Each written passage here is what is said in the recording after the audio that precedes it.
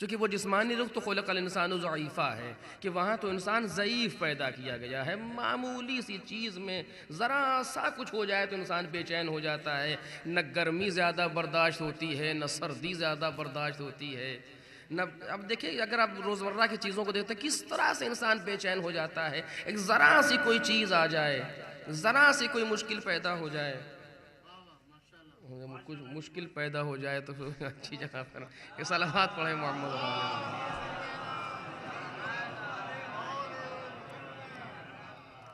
ذرا سی کچھ اونچ نیچ ہو جائے انسان گھبرا جاتا ہے، انسان پریشان ہو جاتا ہے انسان، لیکن ادھر آواز آتی ہے کہ المومن کالجبل الراسخ لا تحرکہ العواصف، کہ مومن ایک مستحکم پہاڑ کے طریقے سے ہے جس کو بڑی بڑی آندھیاں نہیں ہٹا سکتی۔ تو یہ کون سی چیز ہے؟ ہم تو ذرا سے اس میں پریشان ہو جاتے ہیں، ادھر سے یہ دکھایا جا رہا ہے۔ آخر اس پیراڈوکس کو حل کرنا ہے ہم کو بیٹھ کر کے کہ سمجھ میں آئے کہ وہ کیا چیز ہے۔ تو جب محسوس یہ ہوتا ہے کہ وہ انسان کا جو جسمانی اور جو مادی پیکر ہے قرآن، اس پر گفتگو نہیں کر رہا ہے اتنی سختی کے ساتھ، اس کو نہیں بیان کر رہا ہے، جبکہ وہ بھی نہایت پیچیدہ ہے۔ میں اس کو نیچے نہیں کرنا چاہتا کہ یہ صورت جو پروردگار عالم نے ہماری بنائی ہے، یہ صورت بھی کیا خوب بنائی ہے۔ وہ آواز دیتا ہے هو الذی یصورکم فی الارحام کیف یشاء، وہ ماؤں کے شکم میں رحم کے اندر جیسا چاہ رہا تھا تمہاری تصویر بنا رہا تھا، اور ایسی تصویر اس نے بنائی ہے کسی کو پتا بھی نہ تھا کہ کیا بن رہا ہے۔ یہ اس کا رحم و کرم ہے، نہ ماں کچھ کر سکتی تھی نہ باپ کچھ کر سکتا تھا، وہ اس نے تہرے پردوں کے اندر پروردگار عالم انسان کی تصویر کو بنا رہا تھا، جیسا چاہ رہا تھا بنا رہا تھا۔ اب سوچئے اس نے جو تصویر بنائی ہے کائنات میں، اس سے بہتر دوسری تصویر نظر نہیں آتی۔ تمام مخلوقات کو آپ دیکھتے چلے جائیں، سب سے منظم و سب سے بہتر تصویر خود انسان کی نظر آتی ہے، اور اس نے بغیر کہے دے دیا۔ ہم نے دو آنکھ یہاں پر مانگی نہیں تھی، ہم نے دو کان یہاں مانگے نہیں تھے، اس نے بغیر کہے سب دے دیا ہے انسان کو، اور پھر خود ہی آواز دیتا ہے صورکم فاحسن صورکم، اس نے تمہاری تصویر بنائی ہے اور بہت اچھی تصویر بنائی ہے۔ ایک صلوات پڑھیں محمد اور آل محمد۔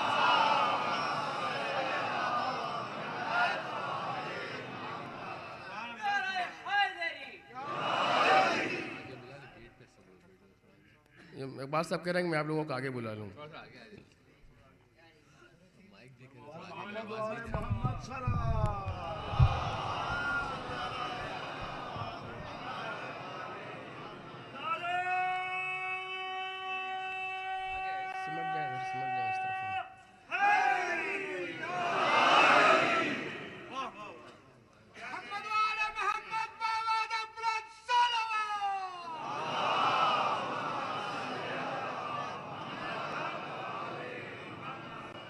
اچھا یہ یاد رہے کہ ابھی انہوں نے بلایا ہے، میں نے نہیں بلایا، ابھی ہمارا حق محفوظ ہے۔ ایک صلوات پڑھیں محمد اور آل محمد۔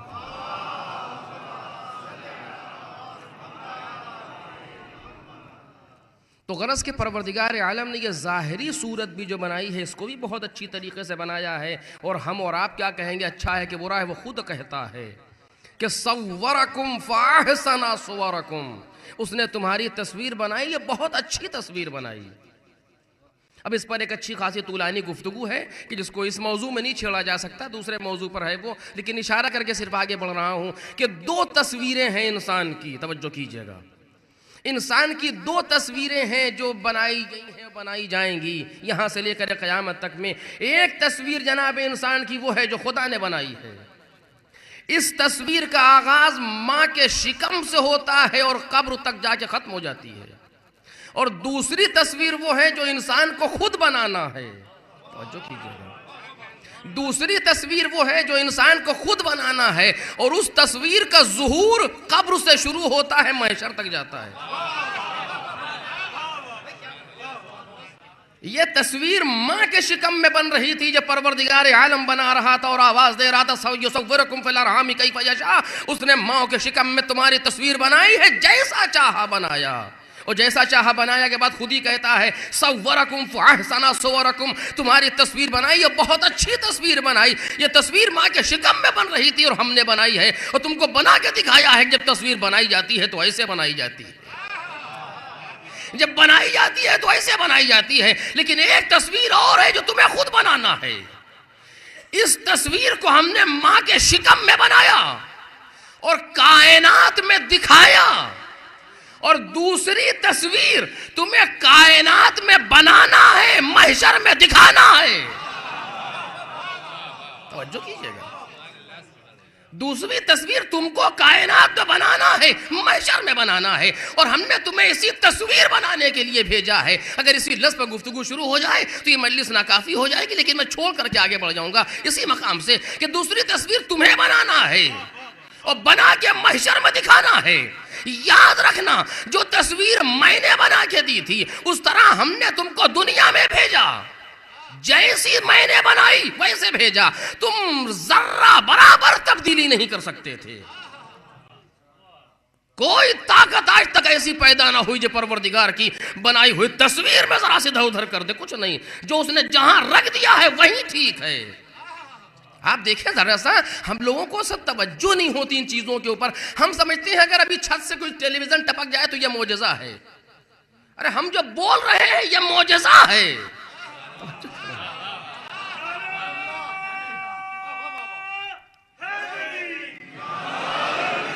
آپ جو کان سے سن رہے ہیں یہ معجزہ ہے، یہ پروردگار عالم نے کس طریقے سے ساری چیزوں کو مینٹین کیا ہے، کس طریقے سے منظم کیا ہے اس ذات واجب نے۔ اگر غور کرنا شروع کیجئے تو عقلیں حیران رہ جاتی ہیں کہ ایک چیز، ایک صاحب ہیں میرے دوست ہیں ایران میں ہیں، وہ پاکستانی کسی ایک حادثے کا شکار ہوئے تھے، ان کا پیر خراب ہو گیا۔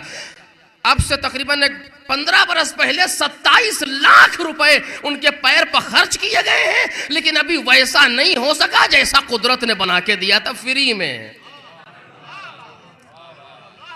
اس نے جیسا فری میں بنا کے دیا تھا، 27 لاکھ خرچ ہونے کے بعد بھی ویسا نہ بن سکا۔ آپ دیکھ رہے ہیں کتنی قیمت ہے انسان کی دنیا میں کہ اس نے فری، لیکن چونکہ ہم کو فری مل گیا ہے ایسا احساس نہیں ہوتا ہے بچوں کچھ ہے، اسی لیے آواز دی جاتی ہے کہ اپنی سلامتی کی قدر کرو، اور قدرت کہتی ہے تم سے حساب لیں گے کہ تم نے اپنی جوانی کو کہاں گزارا ہے، کیونکہ میں نے بنا کر کے دیا تھا، میں نے تمہیں دیا تھا، تم سمجھ گئے کہ یوں ہی تم جوان ہو گئے اور جو چاہتے ہو کر رہے ہو، یہ میری زحمت ہے، میں نے تمہیں بنا کر کے دیا تھا، میں نے تمہیں یہ چیزیں دی تھی، میں تم سے اس کا حساب لوں گا۔ لیکن بہرحال میں نے کہا آپ سے اگر اسی گھر رک جاؤں تو بات زیادہ ہو جائے گی، روک رہا ہوں۔ جو تصویر میں نے بنائی تھی وہ تمہیں کائنات میں دکھائی ہے، تم ذرہ برابر تبدیلی اس میں نہیں کر سکتے۔ مجال نہیں ہے کہ تم آج سے کہو کہ ہم کان سے دیکھیں گے اور آنکھ سے سنیں گے، یہ نہیں ہو سکتا۔ جو طاقت میں نے جہاں رکھ دی ہے مجبور ہو کے وہیں استعمال کرو۔ جو کر رہے ہیں آپ، مجبور ہو کے وہیں استعمال کرو، تم ذرا برابر تبدیلی نہیں کر سکتے۔ اور یاد رہے، بس جملے کے لیے میں زحمت دے رہا ہوں، یاد رہے کہ جو تصویر میں نے بنائی ہے کائنات میں دکھائی، تم تبدیلی نہیں کر سکتے۔ جو تصویر تم بناؤ گے میں دکھاؤں گا، کوئی تبدیلی نہیں کر سکتا۔ نہیں بات واضح نہیں ہوئی، جو تصویر تم بناؤ گے میں دکھاؤں گا اسے، اور تمہاری بنی تصویر دکھاؤں گا، مجال نہیں ہے فرشتے ذرا برابر تبدیلی کر دیں۔ جو تصویر تم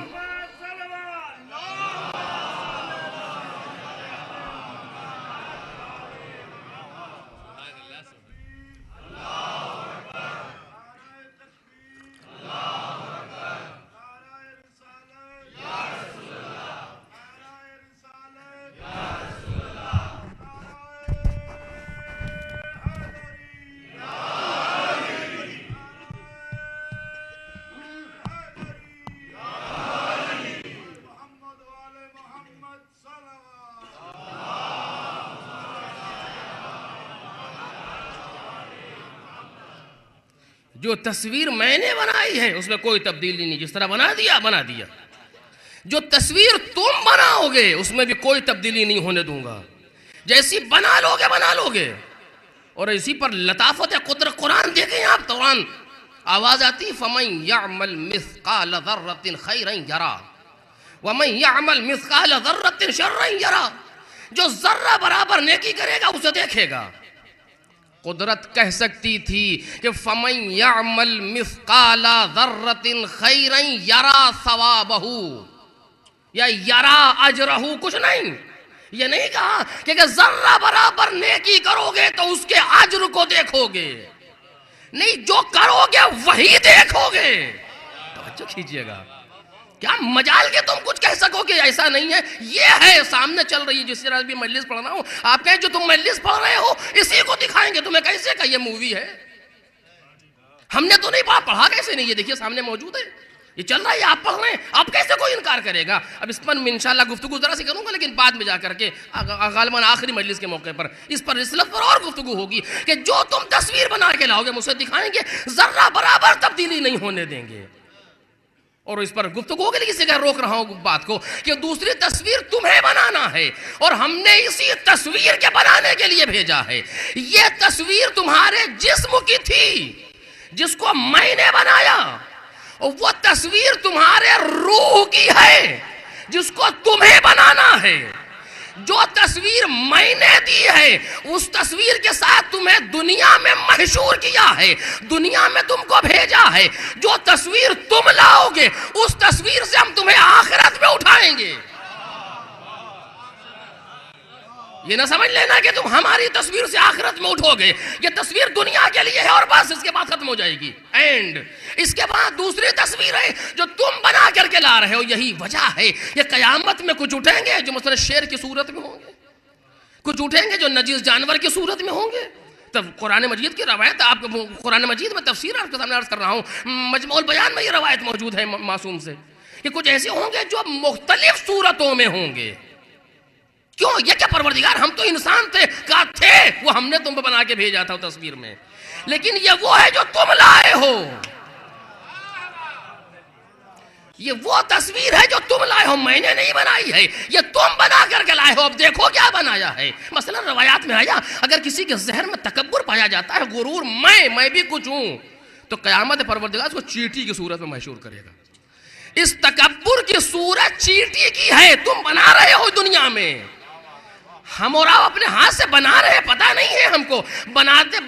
بتانے والوں نے بتا دیا ہے کہ اس طریقے سے تمہیں چیٹی کی صورت میں محشور کریں گے کہ اہل محشر اتنا روندے پیروں کے نیچے کہ تمہارا دماغ ٹھکانے آ جائے. ایک صلوات پڑھیں محمد اور آل محمد.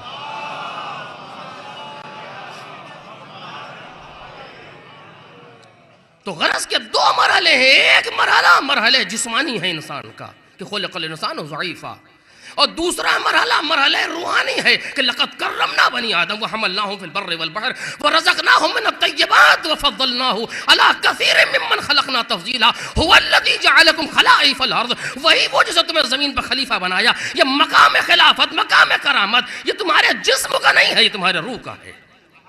اور تمہاری انسانیت تمہارے جسم پر مبنی نہیں ہے, تمہاری روح پر مبنی ہے. اور اب یہ چیزیں جو تم نے تم کو مقام خلافت دیا ہے, یا ہم نے تمہیں مقام کرامت دیا ہے, یا ایسے اور جو تم کو مقامات دیے ہیں, اس کے معنی یہ ہے دیے سب کو ہیں. میں مسلسل کہہ رہا چلا رہا ہوں, دیے سب کو ہیں, کوئی مبرہ نہیں ہے اس سے کہ ان کو دیا ان کو نہیں دیا. یہ قدرت کے ہاں نہیں ہوتا, وہاں جو ہے وہ سب عام ہے.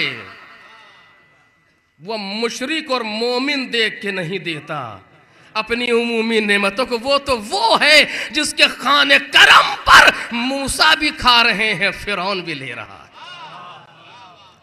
نمرود کو بھی دے رہا ہے, ابراہیم کو بھی دے رہا ہے. اس نے آواز دی الحمدللہ رب العالمین, ہم عالمین کے پالنے والے ہیں. پروردگار تمام تعریف اس اللہ کے لیے ہے جو عالمین کا پالنے والا. وہاں ان کے ہماری کوتا نظری ہے, قدرت کی نظر نہیں ہے. اب ایک لفظ سنیے, جلدی سے گزر جاؤں. جب اس نے پیغمبر کے لیے کہا تو کیا کہا؟ وَمَا أَرْسَلْنَاكَ إِلَّا, آگے تو آپ کو معلوم ہی ہے, وَمَا أَرْسَلْنَاكَ إِلَّا كَافَّةً لِلنَّاسِ. دو آیتیں, وَمَا أَرْسَلْنَاكَ إِلَّا رَحْمَةً لِلْعَالَمِينَ وَمَا أَرْسَلْنَاكَ إِلَّا كَافَّةً لِلنَّاسِ. اے پیغمبر, ہم نے نہیں بھیجا, وما ارسلنا کا, ہم نے آپ کو نہیں بھیجا مگر تمام انسانوں کے لیے. یہ دشمن کی سازش تھی کہ پیغمبر کے ساتھ لفظ اسلام بڑھا دیا اور رسول اسلام کہا جانے لگا. یہ رسول اسلام نہیں ہے, یہ باقاعدہ اس کے ڈیٹ ہے. یہ کب سے یہ چیز کی گئی ہے تاکہ ان کو مخصوص کر دو ایک فرقے سے, دوسرے لوگ یہ سوچ لیں کہ تو ان کے ہیں. قرآن کہتا ہے وَمَا أَرْسَلْنَاكَ إِلَّا كَافَةً لِلنَّاسِ، ہم نے سب کے لیے آپ کو بھیجا ہے، کوئی مانے یا نہ مانے۔ توجہ کیجئے گا، میں کچھ ایک جملہ کہنا چاہتا ہوں کہ ہم نے آپ کو سب کے لیے بھیجا ہے، کوئی مانے یا نہ مانے۔ ماننے نہ ماننے سے آپ کی رسالت پر اثر پڑنے والا نہیں ہے، اور جو ہماری تو شان ہی یہی ہے کہ یہاں سے جو بھی متصل ہوتا ہے وہ دنیا سے بے نیاز ہو جاتا ہے۔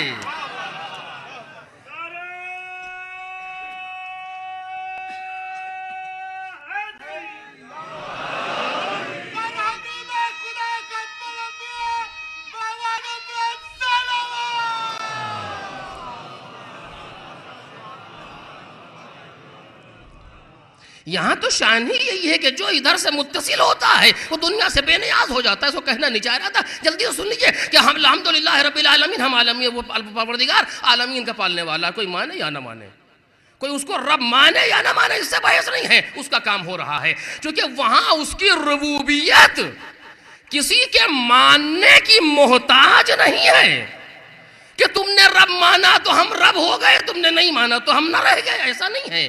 پوری کائنات سجدے میں گر جائے تو وہ خدا تر نہیں ہو جائے گا، اور پوری اس خدائی سجدے سے انکار کر تو اس کی خدائی میں کوئی اثر پڑنے والا نہیں ہے، کیونکہ وہ ہے جس کو نہ لوگوں نے بنایا ہے، نہ لوگوں کے آنے جانے پر اس کی کوئی ویلیو بڑھتی گھٹتی ہے۔ اسی طریقے سے پیغمبر کے لیے بھی ہے کہ ہم نے تم کو سب کے لیے بھیجا، کوئی مانے یا نہ مانے، اگر مانیں گے تو اپنا فائدہ ہے، نہیں مانیں گے ان کا نقصان ہے، تمہاری نبوت پر اثر نہیں پڑے گا، کوئی تسلیم کرے یا نہ کرے۔ اسی لیے پیغمبر نے کہہ بھی دیا کہ کنت نبیا وآدم بین الماء والطین، تم کیا بکتے ہو، ہم تو اس وقت بھی نبی تھے جب آدم آب و گل کے درمیان تھے، تمہاری حیثیت کیا ہے؟ تو ہم ان کی نبوت بھی کسی کے ماننے نہ ماننے کی محتاج نہیں ہے۔ اب سلسلہ پہچانا آپ نے کہ عہدہ الہی وہیں آتا ہے جو لوگوں کے عہدہ دینے سے کچھ نہ بنے،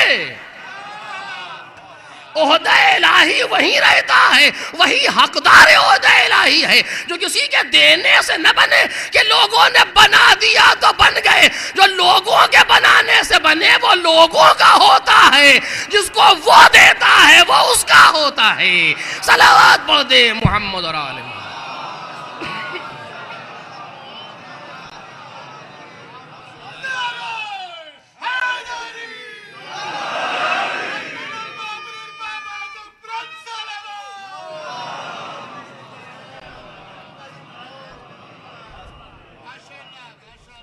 تو اسی طریقے سے نہ اس کی خدائی کسی کی محتاج ہے، نہ ان کی رسالت کسی کی محتاج ہے، اور نہ مولا کائنات کی ولایت کسی کی محتاج ہے۔ علی سب کے ولی ہیں، کوئی مانے یا نہ مانے۔ اگر کوئی مان لے گا تو مولا کائنات کا کوئی فائدہ نہیں ہے، اور اگر کوئی نہیں مانے گا تو ان کا کوئی نقصان نہیں ہے، چونکہ انہوں نے تمہارے ماننے سے تھوڑی عہدہ ولایت پایا ہے، یا تمہارے نہ ماننے سے کوئی گھٹنے والا نہیں ہے، یہ شان عہدہ پروردگار ہے۔ جو الہی عہدے ہیں ان کی شان ہی یہ ہے کہ وہ عوام کی بیساکھی پر نہیں چلتے، جو الہی عہدے ہیں ان کی آپ کہیں نہیں دکھا پائیں گے، جو الہی عہدے ہیں ان کی شان ہی یہی ہے، آج تک یہی سلسلہ ہے، مرجعیت بھی ہمارے ماننے کی محتاج نہیں ہے، کوئی مانے گا اس کا فائدہ ہے، نہیں مانے گا اس کا نقصان ہے، جو الہی ہے وہ ہے۔ ایک صلوات پڑھے نا محمد اور آل محمد۔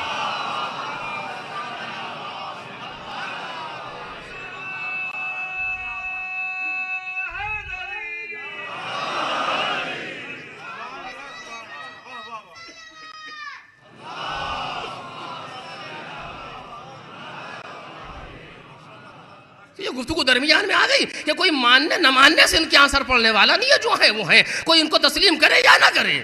تو میں عرض کر رہا تھا کہ ایک اس کی عمومی نعمتیں ہیں جو اس نے سب کو دی ہیں۔ اس نے کہا لقد کرمنا بنی آدم، ہم نے اولاد آدم کو مکرم بنایا۔ اولاد آدم میں نیک و بد سب شامل ہیں۔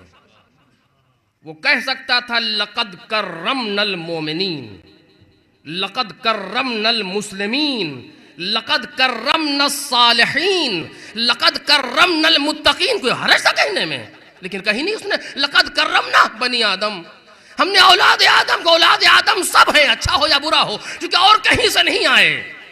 ہمارے اپنے اعتبار سے، عقیدت اور عقیدے کے اعتبار سے یا تاریخ کے اعتبار سے سب آدم کی اولاد ہے، اور دوسرے ہیں جو بندر سے لے کر کے آتے ہیں. لیکن یہاں ایسا کوئی سلسلہ نہیں ہے. جتنے ہیں سب آدم کی اولاد ہیں. ہر ایک پر لفظ بنی آدم صادق ہے، تو اس نے ہر ایک کو کرامت دی ہے. هو الذی جعلکم خلفاء الارض، اس نے تم سب کو، کم کا مصداق پوری بشریت ہے، تم سب کو خلیفہ بنایا ہے. اس کے معنی یہ ہے کہ پوٹینشل خلافت و کرامت کا ہر انسان کے اندر موجود ہے. جو میں کہہ چکا تھا، اسی پر دو باتیں آگے بڑھانی تھی کہ وہ ہر انسان کو پروردگار نے دے کر کے بھیجا ہے، لیکن وہ صلاحیت، وہ استعداد، وہ طاقت، وہ قوت جو ہم نے تمہارے اندر دے کے تم کو بھیجا ہے، تمہاری ساری ذمہ داری یہ ہے کہ تم اسی قوت کو نکھار لو. وہ پوٹینشل جو تمہارے اندر موجود ہے دینا ہماری ذمہ داری تھی. بس اس سلسلے میں اب آگے گفتگو نہ کروں گا، آج بات اسی کا ختم ہو رہی ہے. یہ دینا ہماری ذمہ داری تھی، ہم نے ہر ایک کو دیا ہے. کوئی کہہ نہیں سکتا کہ ہم کو نہیں ملا، ہم نے ہر ایک کو عطا کیا ہے. اور پھر قرآن ایسی سے گفتگو کرتا ہے کہ جب بیان کا موقع نہیں ہے کہ اگر کوئی انسان اپنے آپ کو اس طاقت کو نکھارنے پر آ جائے تو کوئی اس کو روک بھی نہیں سکتا. اتنی طاقت دی ہے قدرت نے انسان کو کہ اب کہاں تک آپ کے سامنے عرض کروں کہ کوئی ایک بھی اس کو روک نہیں سکتا. اتنی پروردگار عالم نے انسان کو طاقت دی ہے. اگر آپ ہدایت کے راستے پر چلنے پر آ جائیں تو کوئی کائنات کی ایسی فرد نہیں ہے جو آپ کو روک لے. یہ وہ راستہ ہے جو مالک نے اتنا اختیار دیا. آپ دیکھ رہے ہیں کہ ساری بشریت پر حملہ آور ہو رہا ہے، لیکن مومنہ اس کے گھر کے اندر موجود ہے. وہ انا ربکم الاعلی کا نعرہ لگا رہے ہیں باہر، لیکن گھر کے اندر اتنے مظلوم ہیں کہ باہر مار رہے ہیں مومنہ گھر کے اندر. خود فرعون کی سوچا.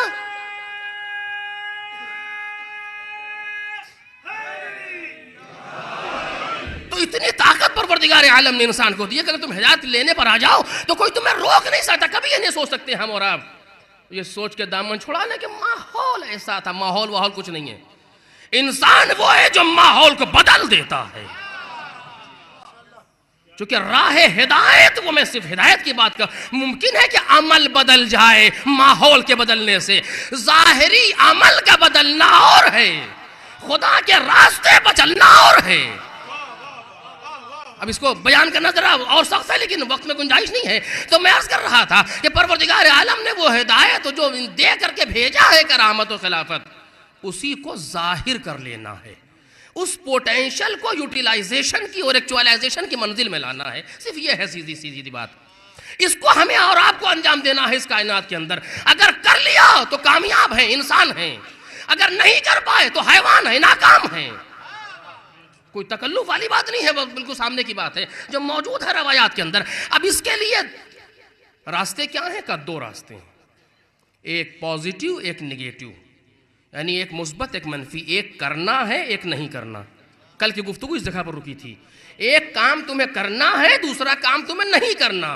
اگر اپنے آپ کو مقام خلافت تک لے جانا ہے اور اس جگہ پہنچانا ہے جو میں چاہتا ہوں، وہ کیا ہے؟ یا داؤد انا جعلناک خلیفۃ فی الارض، اے داؤد ہم نے تمہیں زمین پر خلیفہ بنایا. مقام خلافت پروردگار عالم نے جناب داؤد کے لیے مہر لگا دی. اب کیا کہا؟ فاحکم بین الناس بالحق، حق کے ساتھ فیصلہ کرو. پہلی چیز مل گئی کہ ہم کو اگر مقام خلافت کو مستحکم کرنا ہے تو حق پر چلنا ہوگا. ایک ولا تتبع الہوی، اور خبردار اپنی ہوائے نفس اور خواہشات کی پیروی نہ کرنا. یہ جملے ہم جیسے انسانوں کے منہ سے برے لگتے ہیں کیونکہ یہ وہ کہے جو یہ کام نہ کرتا ہو، لیکن بہرحال آپ ٹیپ ریکارڈ کی طریقے سے سنیے، باقی اور کچھ نہیں. کہ خبردار ولا تتبع الہوی، ہوائے نفس کی پیروی نہ کرنا. مقام خلافت دے کے دو باتوں کا حکم دینا اس بات کی علامت ہے کہ یہ مقام اگر محفوظ رہے گا تو اسی راستے سے جو میں کہہ رہا ہوں. جیسے کمپنی آپ کو کوئی سامان دیتی ہے، اس کو لے جائیے، لیکن اس دوا کو دھوپ میں نہ رکھیے گا، اتنے درجے سینٹی گریڈ پر رکھیے گا. اس کے معنی کیا ہے؟ اگر اس کی بقا چاہتے ہو تو یہ کام کرنا. بات واضح ہے نا؟ انا جعلناک خلیفۃ فی الارض، ہم نے تمہیں خلیفہ بنا دیا زمین پر.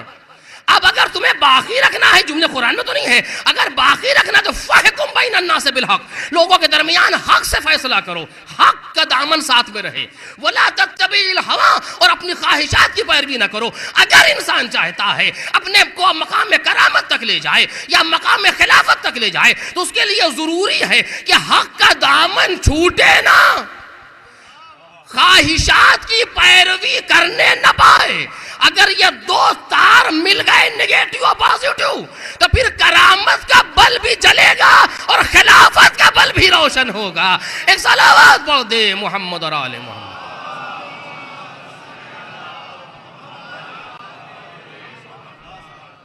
اور اگر ایسا نہ کیا، بس جلدی جلدی باتیں اپنی آخری منزلوں پر جا رہی ہیں، اگر تم نے ایسا نہ کیا تو فَيُضِلُّكَ عَنْ سَبِيلِ اللَّهِ، تو یہ تمہیں پروردگار کے راستے سے ہٹا دے گی یہ چیز، یعنی وہ راستہ جو ہم نے تمہارے لیے بنایا ہے جانے کے لیے وہاں تک، اس راستے سے بھٹک جاؤ گے۔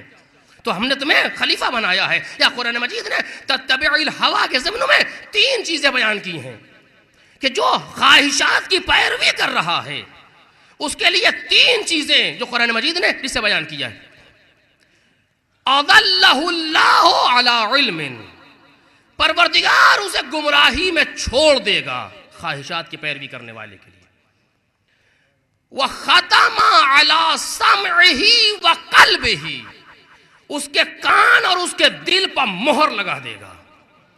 وَجَعَلَ عَلَى بَصَرِهِ غِشَاوَةً، اور اس کی آنکھ پر پردے ڈال دے گا۔ فَمَن يَهْدِيهِ مِن بَعْدِ اللَّهِ، اب اللہ کے بعد کون اس کی ہدایت کرنے والا ہے؟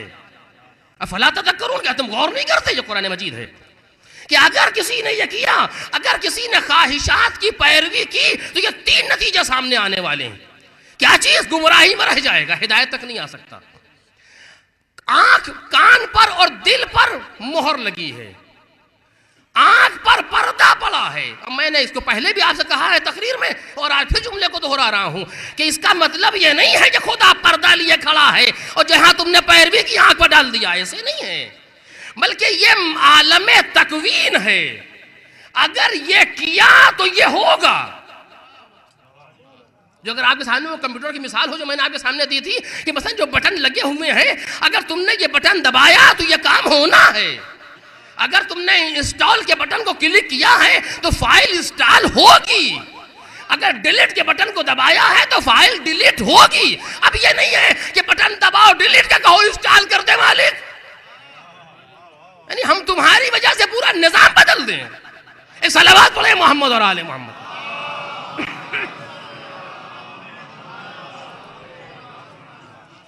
تو اگر کہیں خواہشات کی پیروی ہوئی تو نتیجے میں یہ 3 چیزیں آئیں گی کہ دائمی گمراہی، آنکھ پر پردہ، کان اور دل پر مہر۔ اس کا مطلب کیا ہے؟ مطلب علماء اخلاق بیان کر سکتے ہیں، جیسے لوگ کیا بتائیں گے، لیکن جو بات ظاہر سمجھ میں آتی ہے کہ دائمی گمراہی تو معلوم ہے کہ جب اپنی خواہشات کی پیروی کر رہا ہے تو اس کے ذہن میں یہ ہے ہی نہیں کہ خدا کیا چاہتا ہے۔ آج آپ دیکھیے ہم لوگ تو، محمود جیسے لوگ تو پہلی منزل سے غائب ہو جاتے ہیں۔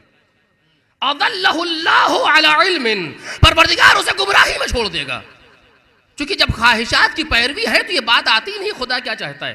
ابھی کوئی صاحب بیچ میں کھڑے ہوں مجھے کچھ برا بھلا کہیں تو جو منہ میں آئے گا ممبر سے کہوں گا مائک تو ہی میرے سامنے، اس وقت یہ دھیان نہیں ہوگا کہ اس کے جواب میں خدا کیا چاہتا ہے۔ اگر آپ یہ دھیان کرتے ہیں تو بہت اچھا ہے، مجھ جیسے لوگ تو نہیں کرتے، اور اگر نہیں کرتے ہیں تو کرنا چاہیے۔ جب بھی کہیں سے کوئی سوال، کوئی اعتراض، کچھ بھی، یعنی کسی قسم کا کوئی ریاکشن، کسی قسم کا کوئی رد عمل جو انسان کرے، اس میں ضروری ہے کہ یہ نہ دیکھے کہ میں کیا چاہتا ہوں، یہ دیکھے کہ وہ کیا چاہتا ہے۔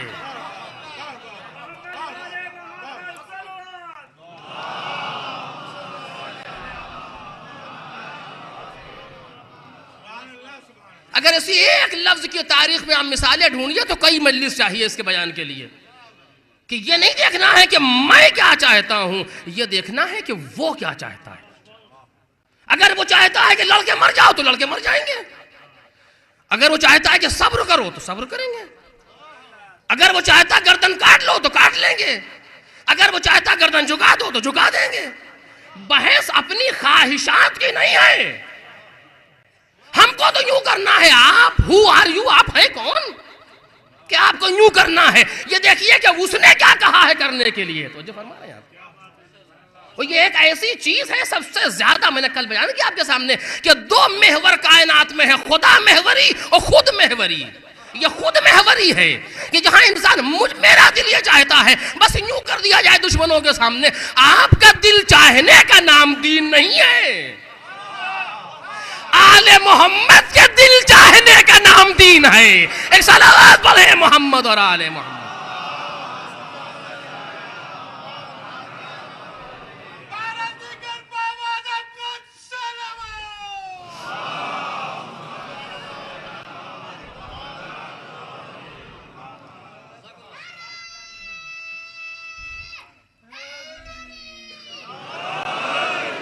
لہٰذا ہمارے لیے ضروری ہے کہ ہم صبح سے شام تک اس چیز پر غور کریں کہ پروردگار ہم سے کیا چاہتا ہے۔ اپنے قوت بازو کے زور پر کوئی اقدام کر دینا تو بہت آسان ہے، لیکن اس رضا الہی کے لیے اس قوت بازو کو روکنا یہ عباس کا کلیجہ مانگتا ہے۔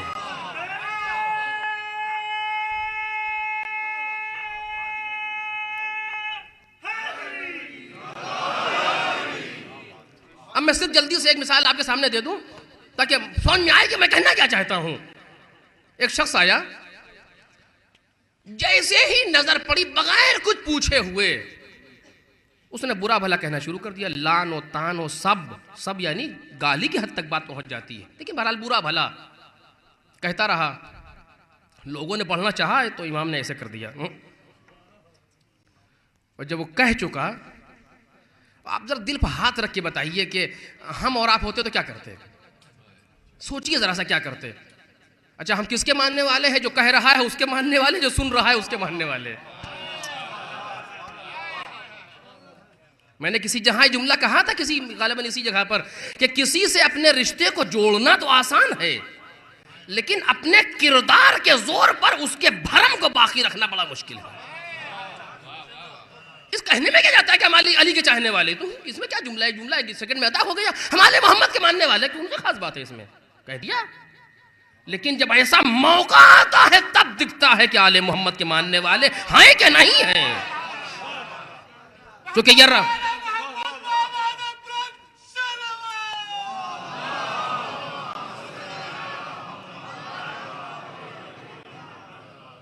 ایسے موقع پر، چونکہ حدیث میں آیا کہ اگر جاننا چاہتے ہو کہ امام کی منزلت، تمہاری منزلت امام کے نزدیک کتنی ہے، تو یہ دیکھو کہ امام کی منزلت تمہارے نزدیک کتنی ہے۔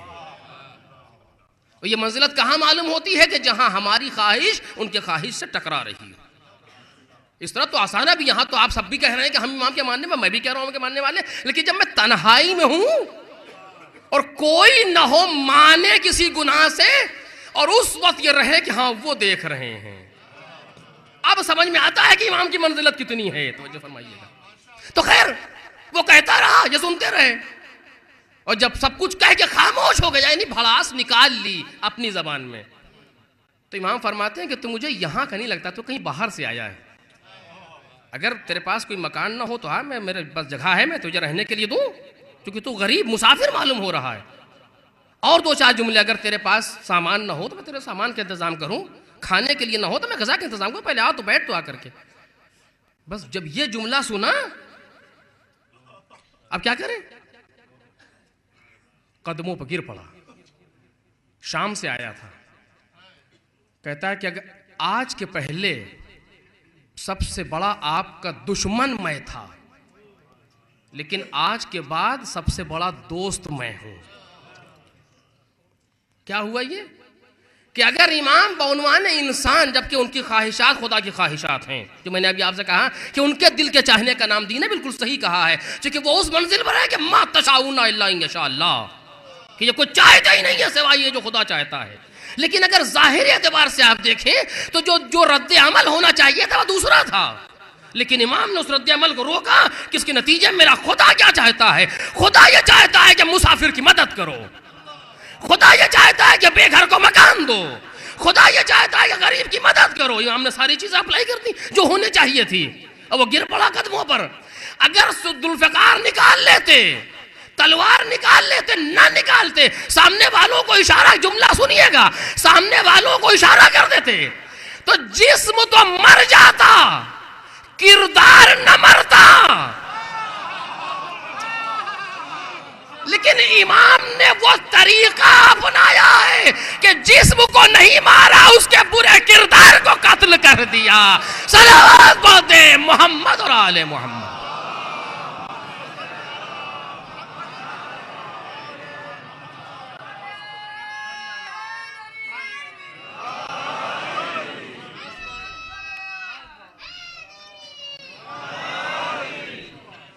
کہ جسم کو مارنے میں کون سا ہنر ہے؟ تو جس کے پاس طاقت ہو مار سکتا ہے، لیکن اپنے اخلاق کے زور پر برے کردار کو قتل کرنا ہنر ہے. اس میں کافی گفتگو ہے، لیکن اس جگہ روک رہا ہوں کہ میں تجھے دوں. اگر تیرے پاس کیا نہیں ہے، لباس چاہیے، گھر چاہیے، جملے ہیں کہ جو امام نے وہاں فرمائے ہیں اس کے سامنے. چونکہ ہم کو دیکھنا یہ ہے کہ ہمارا پروردگار ہم سے کیا چاہتا ہے.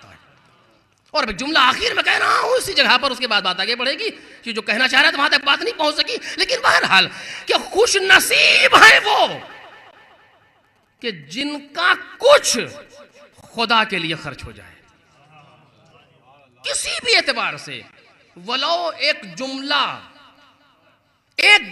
خدا کے لیے صرف ہو گیا. ہمارا دل چاہ رہا تھا کہ ہم اس کو اس طرح سے جواب دیں، لیکن اچانک روک لیا کہ نہیں، میرا پروردگار مجھ سے یہ نہیں چاہتا. اور رک کے دوسرا جملہ کہا. یہ جملہ جو کہا ہے یہ خدا کے لیے کہا ہے. دیکھ رہے ہیں آپ؟ تو خوش نصیب ہیں وہ کہ جن کا کچھ خدا کے لیے لگ جائے. مومنین کی صفت میں ہے کہ جو پروردگار نے ان کو دیا ہے اس میں سے کچھ خدا کے لیے دیتے ہیں. جو کچھ دے وہ مومن ہے، جو سب کچھ دے وہ امیر المومنین ہے.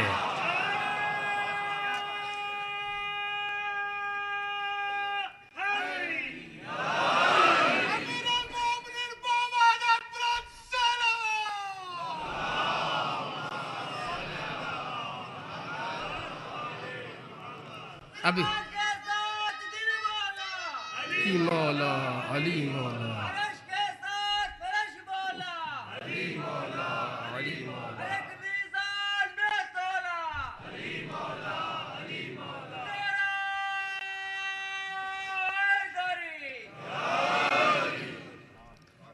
اب اس جگہ تک گفتگو آ ہی گئی ہے کہ جب یہاں تک، مجھے پتہ نہیں کس طرح سے گفتگو یہاں تک پہنچی، لیکن جب پہنچ گئی تو پھر ہم بھی اللہ کی راہ میں کچھ دیں. دیکھیں کیا نتیجہ نکلتا ہے. میرے عزیزو یاد رکھیے گا، یہ خالی اس لیے نہیں باتیں کہی جائے جو اب کہہ رہا ہوں، یہ اس لیے نہیں ہے کہ آپ کچھ دیں، لیکن اتنا سا بھی اگر اس کے پاس محفوظ ہو گیا تو یہ اتنا اتنا اتنا ایک دن اتنا ہوگا کہ اس دن احساس ہوگا کاش اور دیا ہوتا.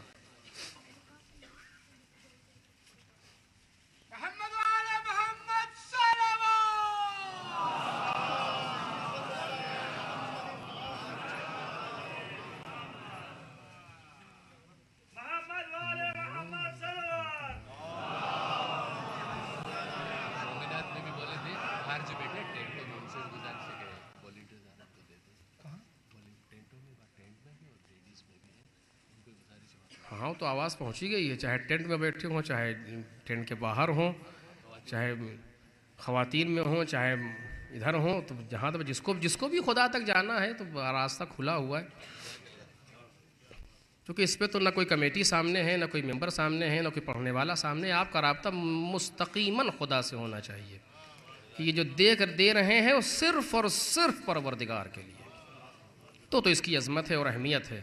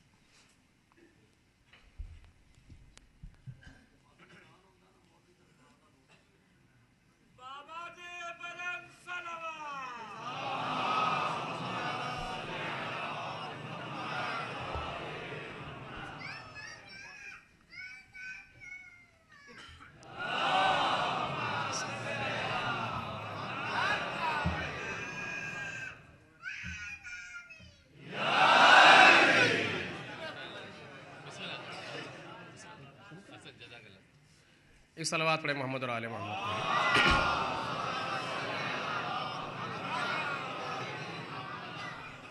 تو غرض کہ میں عرض کر رہا تھا کہ دو محور ہیں، ایک محور خود پرستی ہے اور ایک محور خدا پرستی ہے. خدا پرستی کا محور وہ ہے کہ جہاں بندے کے سامنے درمیان میں کوئی نہیں ہوتا، نہ میرا بھائی، نہ میرا خاندان، نہ میرا قبیلہ، نہ میرا ملک، نہ میری پارٹی، نہ میں، کچھ نہیں، صرف یہ کہ میرا پروردگار کیا چاہتا ہے. اور ایسا فعل انجام دینے والا کسی جگہ بھی ہو ناکام نہیں ہوتا.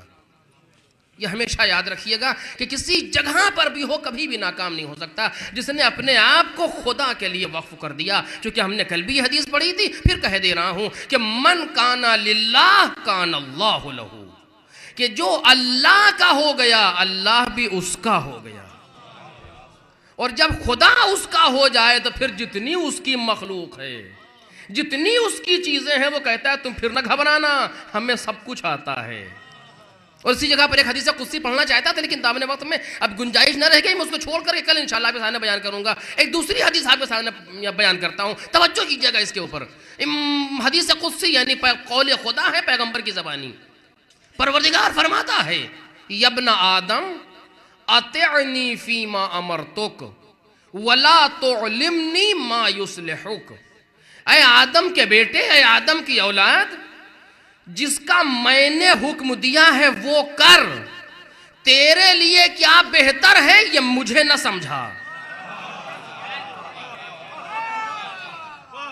اب دیکھ اب کیا کہے اس سے زیادہ پروردگار. جس بیٹے کو اپنے باپ پر اعتماد ہے کہ باپ قابل ہے، باپ قادر ہے، باپ غنی ہے، باپ سخی ہے، اسے کیا پرواہ ہے کہ تم پڑھتے رہو، باقی ہماری ذمہ داری ہے. کپڑا کہاں سے آنا ہے، جوتا کہاں سے آنا ہے، فیس کیسے دینا، یہ سب ہم جانتے ہیں، تو اپنا خالی پڑھتے رہو، باقی ہم سب خود ہی کرتے رہیں گے. تو بیٹے کا تصور بھی ادھر نہیں جائے گا کیونکہ باپ پر اعتماد ہے. قدرت آواز دے رہی ہے کہ یا ابن آدم اطعنی فیما امرتک ولا تعلمنی ما یصلحک. اے آدم کی اولاد، تجھے چاہیے کہ تو صرف وہ کر جو میں نے تجھے حکم دیا ہے، اور تیری مصلحت میں کیا چیزیں ہیں اسے مجھے نہ سمجھا. مجھے خوب آتا ہے کہ تجھے کب کیا دینا ہے، کیا دینا ہے، کیا نہیں دینا، کیا کرنا ہے، کیا نہیں کرنا، یہ مجھے آتا ہے. تیری ذمہ داری ہے کہ تو وہ کر جو میں کر رہا ہوں. اسی نظریے کو نظریہ تکلیف کہا کہ جو ایران سے امام خمینی نے آواز دی کہ ہمیں اس سے مطلب نہیں ہے کہ ہم جنگ میں ماریں گے یا مریں گے، اس سے بحث نہیں ہے، نتیجہ خدا جانتا ہے، ہم وظیفے پر عمل کر رہے ہیں. صلوات پڑھ دے محمد اور آل محمد.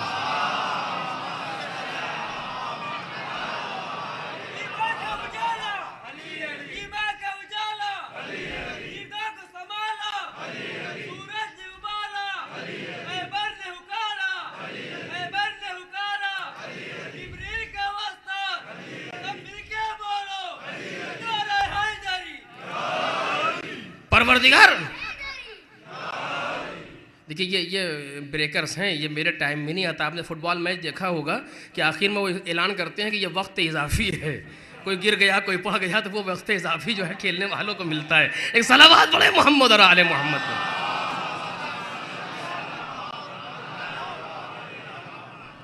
تو غرض کہ میں عرض کر رہا تھا کہ ابن آدم مجھے معلوم ہے تجھے کب کیا دینا ہے، تجھے کب کیا دینا ہے، کیا نہیں دینا، تجھے کہاں پہنچانا ہے، کہاں نہیں پہنچانا. ہمارا کام صرف وظیفے پر عمل کرنا ہے. پروردگار کی مرضی یہ ہے، ہمیں یہ کرنا ہے. وظیفہ طے ہو جائے، ہمیں یہ کرنا ہے. نتیجہ کیا نکلے گا اس سے بحث نہیں ہے. جناب نوح تبلیغ کر رہے ہیں، 950 برس میں 9-10 لوگ ہیں جو ایمان لائے ہیں. پرسنٹیج دیکھ رہے ہیں آپ. اور اتنی ایسی تبلیغ ہو رہی جناب نوح کی، دن بھر اتنا لوگ مارتے ہیں کہ مارنے والے بھی تھک جاتے ہیں، لیکن پھر اپنے کام پر لگے ہیں. ہمیں اس سے بحث ہی نہیں ہے کوئی مانے گا کہ نہیں مانے گا. ہمارا کام ہے پیغام حق کو پہنچاتے رہنا، ہمارا کام ہے اپنے کام کو کرتے رہنا. ہم اپنی ذمہ داری پر مکلف ہے، کسی کے نتیجے پر مکلف نہیں ہے. تو پروردگار نے آواز دی آدم کی اولاد، تو اپنا کام کر جو میں نے تجھے حکم دیا ہے. تجھے کب کیا دینا ہے مجھے نہ سمجھا. میں جانتا ہوں کہ تیری حفاظت کیسے کرنا ہے. مجھے معلوم ہے کہ ابابیل کا لشکر کب بھیجنا ہے. مجھے پتا ہے کہ دریائے نیل میں راستہ کب بنانا ہے. مجھے معلوم ہے فرعون کو کب ڈبونا ہے. مجھے معلوم ہے کہ مچھر ناگ میں کب بھیجنا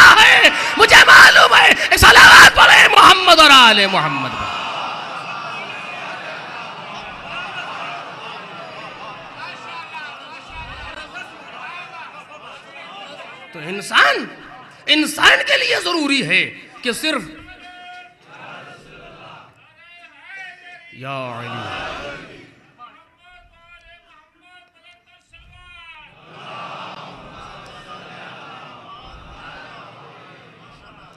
لیکن ہم نے کیا کیا پروردگار؟ ہم تجھ کو بتا رہے ہیں کیا کر، تو نے کیا کیا ہے وہ دیکھا جائے گا بڑھاپے میں انشاءاللہ. جب گورنمنٹ ریٹائر کر کے باہر کرے گی تو خدا یاد آئے گا، وہ اس وقت دیکھا جائے گا. ایسا نہیں ہے، تو اپنا کام کرتے رہو. یہ سارے عرض کر رہا ہوں قرآن مجید کی آیتوں سے ثابت ہے، لیکن دامن وقت میں گنجائش نہیں ہے، نہ موضوع میں سے زیادہ آ سکتا ہے کہ ہم تمہیں جو دے رہے ہیں، تم جو حکم دے رہے ہیں اس حکم کو کرتے چلے جاؤ، اس کے بعد ہم بتائیں گے کہ کیا کرنا ہے. اگر تم نے اپنے آپ کو ہمارے لیے وقف کر دیا تو ہم اپنے آپ کو تمہارے لیے وقف کر دیں گے.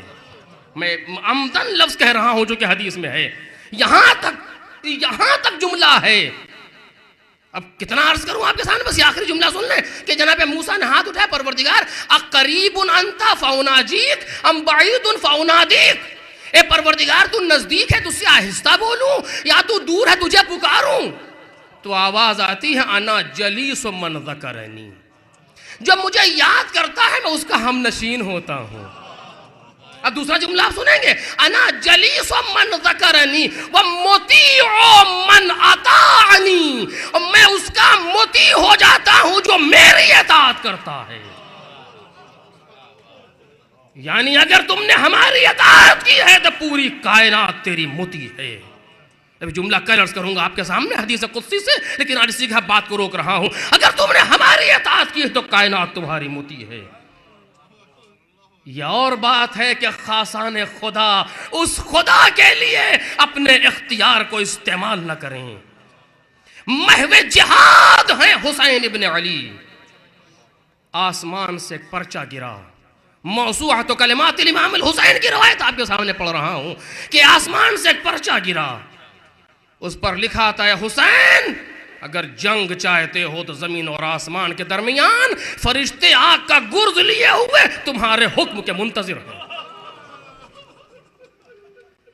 حکم دو لہلا کے حاضہ الکفرۃ الفجرہ، ان کافروں اور فاجروں کو ہلاک کرنے کے لیے حکم حسین کے منتظر ہیں. ما حتمنا علیک الشہادہ وما الزمنا علیک الموت. اے حسین ہم نے تم پر موت کو لازم نہیں قرار دیا ہے، ہم نے تمہارے اوپر شہادت کو حتمی نہیں کیا ہے. اگر تم چاہتے ہو تو حکم دو. اور ورق کے دوسری طرف اس وعدے کا تذکرہ ہے جو حسین نے بچپن میں کیا ہے. پڑھ لیا، پڑھ کے آسمان کی طرف پرچے کو واپس کیا. وہ کہتے ہیں پروردگار یہ ایک بار کا مرنا کیسا، اگر 70 مرتبہ بھی مجھے اللہ روایات میں 70 کی جب لفظ آتی ہے نہیں زیادہ کے لیے استعمال ہوتی ہے، اگر کتنی مرتبہ مجھے مارا جائے اور پھر جلایا جائے تب بھی میں دوست رکھتا ہوں کہ تیری راہ میں قتل ہوں.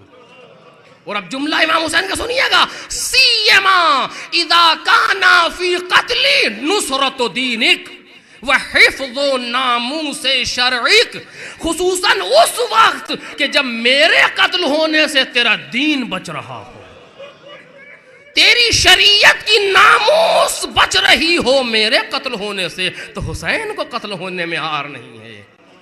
اور اب دوسرا جملہ کہتے ہیں وہ بڑا عجیب ہے، کہتے ہیں پروردگار اور ان دوستوں کے مر جانے کے بعد اب زندگی کی تمنا بھی،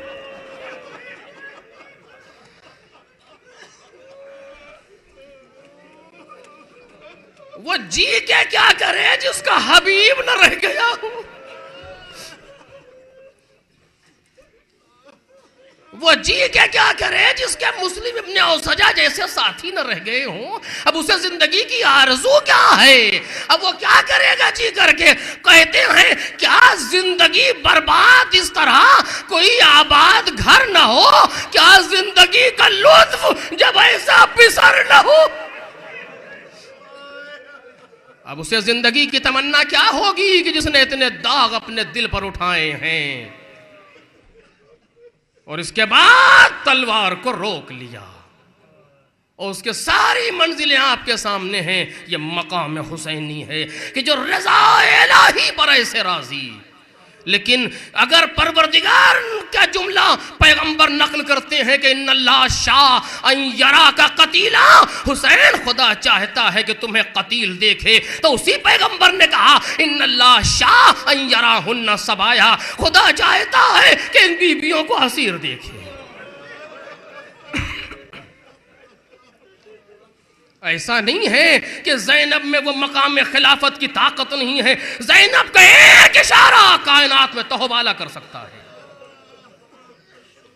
میں اب عمدن کہہ رہا ہوں، یہاں دعا کی بھی ضرورت نہیں ہے. قدرت نے اتنا دیا ہے ان کو کہ ایک اشارہ کریں تو تکوین پر قابو ہے.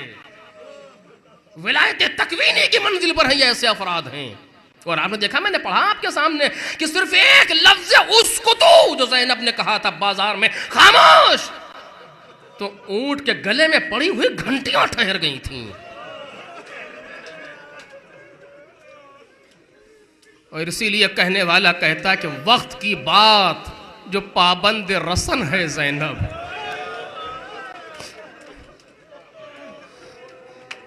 ڈاکٹر پیام اعظمی، وقت کی بات جو پابند رسن ہے زینب، ورنہ عباس سے بھائی کی بہن ہے زینب.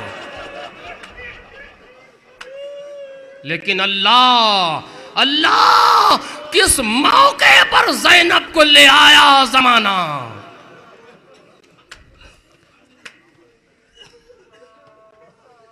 بس جلدی جلدی دو جملے اور مسائل اپنی آخری منزل پر. 2-4 منٹ کی تاخیر ہو تو معاف کیجئے گا. عزیزو، یہ لٹا ہوا قافلہ کربلا سے چل چکا ہے.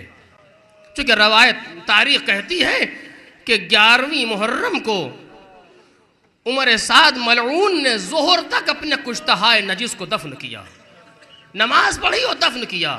اور ظہر کے بعد یہ قافلہ کربلا سے کوفے کے لیے روانہ ہوا. رات ہوتے ہوتے یہ قافلہ دروازے کوفہ پر آ گیا. ابن زیاد کی طرف سے قاصد آیا کہ رات میں کوفے میں وارد نہ ہونا. بس یہی پر 2 لفظ آپ کے سامنے کہوں گا، بات تمام ہو رہی ہے.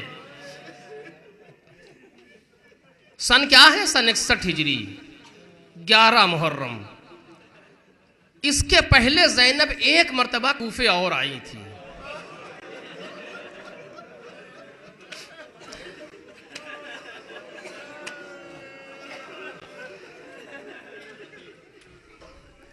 آپ کو یاد ہے نا زینب کب آئی تھی کوفے؟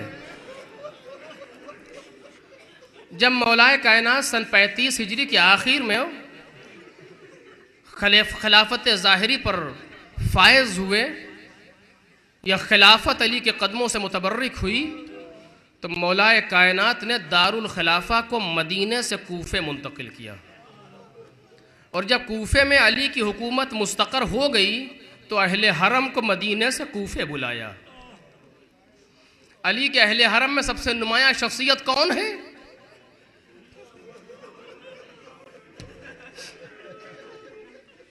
سب سے جانی پہچانی شخصیت مولائے کائنات کے گھر میں کون ہے؟ زینب کبریٰ ثانی زہرا. یا اہل حرم مدینے سے کوفے آئے، لیکن مولا کی طرف سے ہدایت یہ ہے کہ دن کی روشنی میں نہ آنا. دن کی روشنی میں نہ آنا، رات کی تاریکی، جب دکانیں بند کر کے لوگ گھروں کو چلے جائیں. کیسے آ رہی ہے زینب؟ زینب کے سر پر مقنا ہے، مقنے پر چادر ہے، محمل میں ہے، محمل میں پردہ ہے.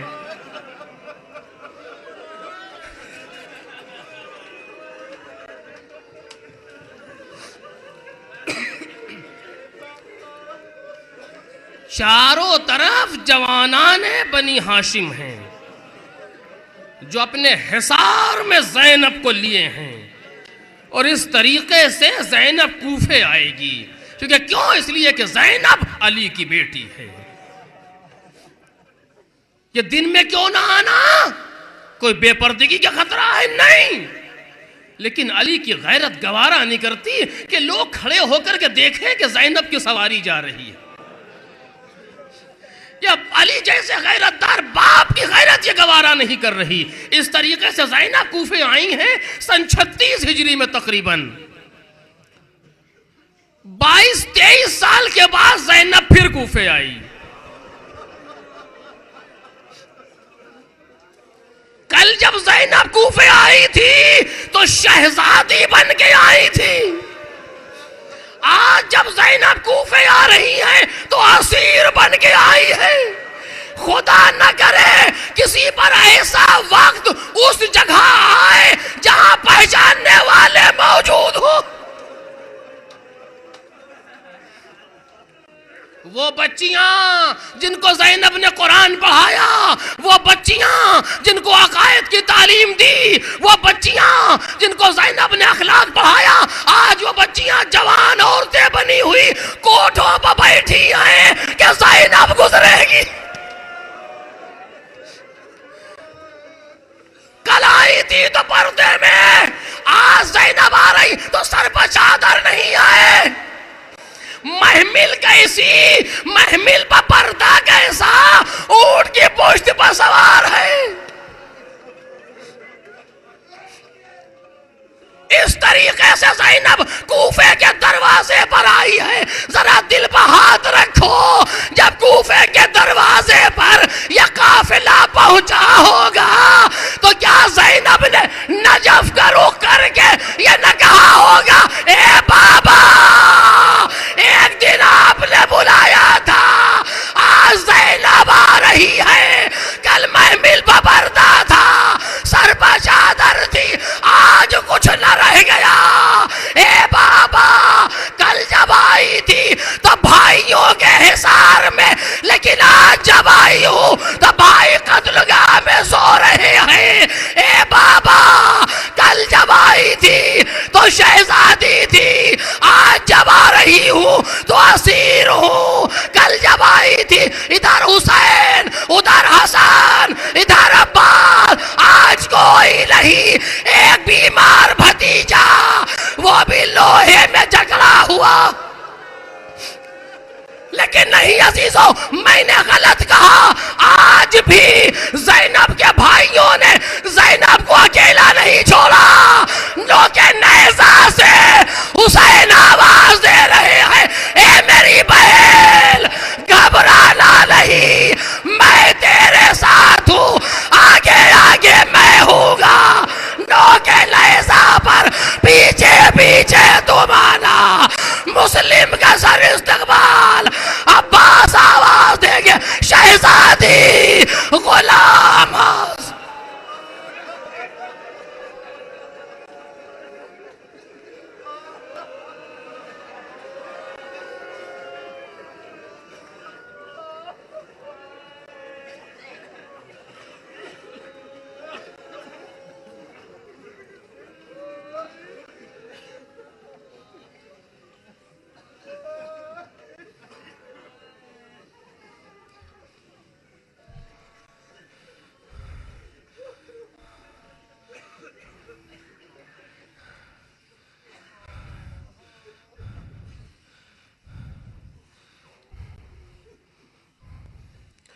سيعلم الذين ظلموا أي منقلب ينقلبون ألا لعنة الله على القوم الظالمين.